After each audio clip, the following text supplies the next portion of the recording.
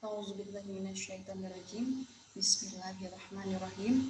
Fasubhanallazi biyadihi malakutu kulli syai'in wa ilaihi turja'un. Shadaqallahul azim. Maka Maha Suci Allah yang di tangannya kekuasaan atas segala sesuatu dan kepadanya lah kamu dikembalikan. Maha benar Allah dengan segala firman-Nya. Assalamualaikum warahmatullahi wabarakatuh. Selamat pagi dan salam sejahtera bagi kita semua. Alhamdulillah pada pertemuan ke-9 ini kita bisa bertemu secara online akan membahas tentang memerinci kondisi manajemen dan mutu kesehatan. Oke, sebelum kita lebih jauh ke dalam, kita akan membahas kulitnya dulu nih, konsep manajemen kualitas dalam kesehatan. Jadi manajemen kualitas dalam kesehatan ini juga memiliki sebuah konsep yang harus kita ketahui, seperti ada sesuatu yang dapat mempengaruhi struktur inti, eksternal, kepemilikan, pelanggan dalam hal manajemen kualitas dalam kesehatan ini bisa dikatakan pasien atau masyarakat atau klien ya. Dan semuanya ini terinclude dalam seluruh segmen yang ada di organisasi. Apa saja itu? Yang pertama, layanan kesehatan bersifat spesifik karena fisik dan mental. Keterlibatan pasien dalam proses menyediakan layanan. Jadi dalam proses menyediakan layanan ini juga berkaitan dengan fisik dan mental dari petugas kesehatan. Kenapa berpengaruh fisik dan mental pelayan atau petugas kesehatan terhadap proses penyediaan layanan kesehatan? Karena keadaan fisik yang sehat, kemudian keadaan mental yang sehat, ini dapat mempengaruhi performa pelayanan kesehatan kepada masyarakat. Analoginya, misalnya kalian sedang dalam keadaan yang kurang fit atau kurang sehat, kemudian memberikan pelayanan kepada masyarakat, mungkin tidak bisa semaksimal saat kita dalam keadaan sehat karena kondisi kita sedang tidak fit atau mental kita sedang tidak mood ya, unmood. Ada seseorang tuh yang kadang-kadang itu moody, biasanya rasanya senang atau kadang merasa sedih, walaupun fisiknya sehat tetapi mentalnya ini sedang merasa sedih atau biasanya ada masalah di luar atau di dalam lingkungan kerjanya, sehingga ini bisa berpengaruh pada saat memberikan pelayanan kepada masyarakat khususnya di bidang kesehatan seperti itu. Jadi hal ini perlu kita perhatikan, jangan sampai keadaan fisik dan mental kita saat kita menjadi petugas kesehatan nanti ini mempengaruhi juga performa kita memberikan pelayanan. Jadi kita harus profesional ketika kita memberikan pelayanan, tidak boleh kita juga menginkludkan rasa mental yang sedang terganggu juga mempengaruhi performa atau pelayanan kita kepada masyarakat. Walaupun secara ilmiah ini dapat berpengaruh, tetapi kita harus mengesampingkan dulu masalah pribadi, tetap profesional dalam memberikan pelayanan kesehatan seperti itu. Kemudian yang kedua, pelanggan atau pasien mungkin memiliki sedikit pengetahuan dari aspek profesional layanan. Kemudian hubungan antara pasien dan staf medis adalah dasar untuk menciptakan masukan elemen dalam proses. Apakah itu pasien akan bekerja sama dan akibatnya apakah mereka akan puas dengan layanan yang disediakan, terutama bergantung pada staf kesehatan. Nah, jadi hubungan antara pasien dan staf, hubungan antara masyarakat dengan ahli kesmas ini sangat berperan penting untuk menciptakan masukan elemen dalam proses. Maksudnya segala implementasi, segala program yang kita laksanakan ini akan berkaitan erat, dapat juga dipengaruhi oleh bagaimana hubungan kita sebagai ahli kesmas dengan masyarakat. Jika hubungannya baik, sudah terjalin kekeluargaan, maka saat kita melaksanakan sebuah program kesehatan pun akan lebih mudah diterima oleh masyarakat karena sudah terjalin hubungan kedekatan antara ahli kesmas ini dengan masyarakat atau sasaran kita seperti itu.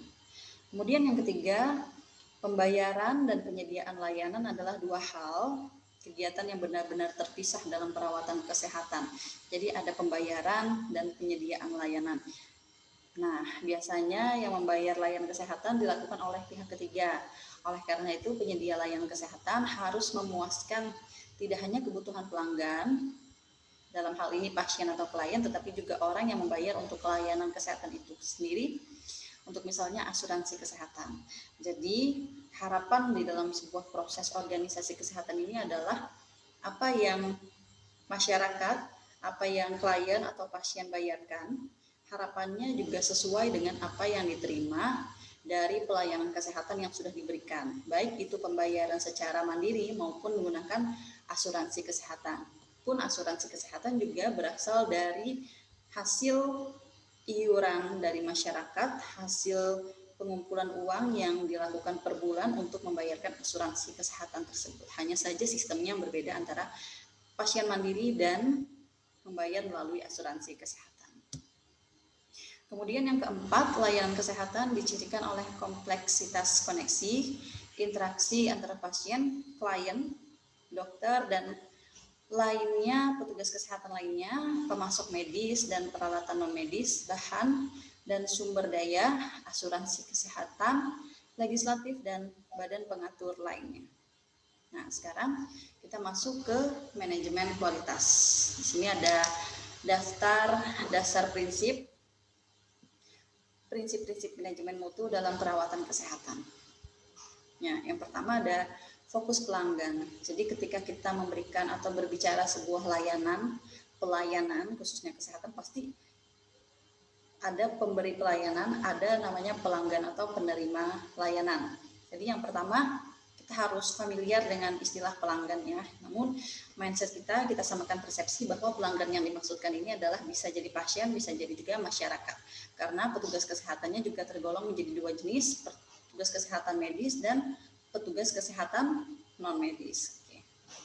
Nah, fokus pelanggan seperti organisasi manapun, setiap layanan kesehatan swasta dan atau publik organisasi saat memberikan perawatan kesehatan layanan harus menghormati pelanggan dengan pendekatan terpusat. Jadi, saat kita memberikan sebuah pelayanan, walaupun pelanggan ini membutuhkan layanan kesehatan kita, namun kita sebagai petugas kesehatan juga harus tetap memberikan penghormatan atau menghormati masyarakat, menghormati pasien maupun klien seperti itu. Karena ini adalah hak yang harus kita berikan kepada mereka. Jangan sampai karena kita merasa masyarakat atau pasien yang butuh atas layanan kesehatan kita sehingga kita semena-mena atau merasa yang didewakan. Mereka harus melakukan segala sesuatu, kita minta mengurus administrasi ke sana sini, padahal kita sebagai petugas kesehatan harus menghormati pasien, klien, atau masyarakat seperti itu. Itu adalah etika dari ahli kesehatan masyarakat dan petugas kesehatan lainnya yang harus kita tanamkan sejak dini ya, sebelum kalian bekerja atau pada kalian yang menjadi calon-calon ahli kesehatan masyarakat nanti. Kemudian yang kedua, keterlibatan pemangku kepentingan. Pelanggan bukan satu-satunya kelompok yang membutuhkan dan persyaratan harus dipenuhi. Jadi memadai nilai juga harus diberikan kepada karyawan, komunitas lokal dan global, investor dan masyarakat secara umum dalam pengertian keduanya aspek keuangan dan non-keuangan kinerja perusahaan. Nah, ini adalah sebuah istilah yang kompleks yang satu kalimat ini harus kita cerna secara baik.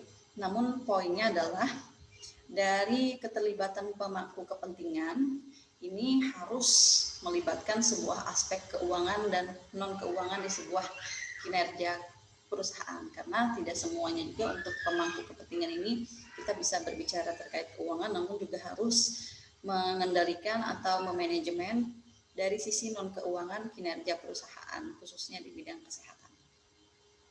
Kemudian ada satu opini yang bisa disebutkan seperti ini. Layanan kesehatan seringkali membutuhkan identifikasi kebutuhan, harapan dan persyaratan dari semua pemangku kepentingan dan pihak berkepentingan yang atau selain penyedia layanan kesehatan asuransi termasuk nasabah pasien atau klien serta dokter. Jadi sebuah layanan kesehatan juga membutuhkan identifikasi kebutuhan. Kita harus mampu menggali, mampu membuat sebuah template informasi yang dapat mengidentifikasi kebutuhan seorang klien, pasien, atau masyarakat. Nah, biasanya kalau kita berbicara dalam hal petugas kesehatan non-medis, di sini yang menjadi contoh adalah petugas kesehatan medis, bisa menggunakan rekam medik misalnya kepada dokter, dari dokter kepada pasien ya, sehingga dari rekam medik tersebut bisa dilihat riwayat sakit atau riwayat berobat pasien sebelumnya dari rekam medik tersebut. Jadi kita bisa melihat riwayat penyakitnya, kemudian perkembangan kesehatannya, diagnosa yang tercatat di rekam medik, lengkap dengan hasil tensi dari orang tersebut atau pasien tersebut setiap kunjungannya. Nah, kalau ahli kesehatan masyarakat kita bisa melakukannya secara kualitatif maupun kuantitatif. Kalau yang kualitatif kita bisa melakukan seperti in-depth interview, jadi bisa melakukan analisis mendalam, bertanya atau melakukan wawancara mendalam kepada masyarakat terkait kebutuhan atau masalah kesehatan yang ingin diselesaikan. Itu secara kualitatif. Namun secara kuantitatif biasanya juga kita bisa menggunakan angket atau kuesioner yang berisikan instrumen-instrumen pertanyaan terkait segala sesuatu yang dapat menggali informasi kesehatan dari masyarakat. Sehingga setelah terkumpul kita bisa menyimpulkan bahwa ada temuan dari masalah-masalah kesehatan melalui pertanyaan-pertanyaan yang kita berikan kepada masyarakat dalam angket atau kuesioner seperti itu. Nah, sekarang kita berbicara tentang kepemimpinan. Jadi di dalam sebuah manajemen mutu kesehatan pasti ada pimpinannya ya. Nah, kepemimpinan apa ini kepemimpinan? Jadi kepemimpinan ini adalah hal baru lainnya yang dibawa versi baru dari ISO 9001. Nah, apa itu ISO 9001? Silahkan jawab pertanyaan ini di pada slide ini di kolom komentarnya.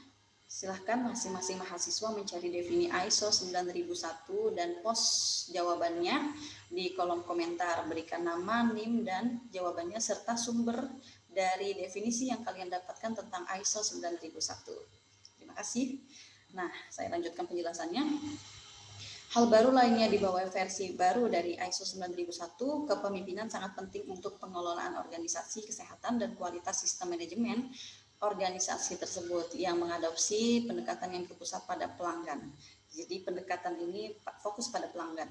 Pemimpin memiliki peran untuk menginspirasi, mempromosikan dan mendukung budaya organisasi kualitas. Jadi di dalam sebuah organisasi itu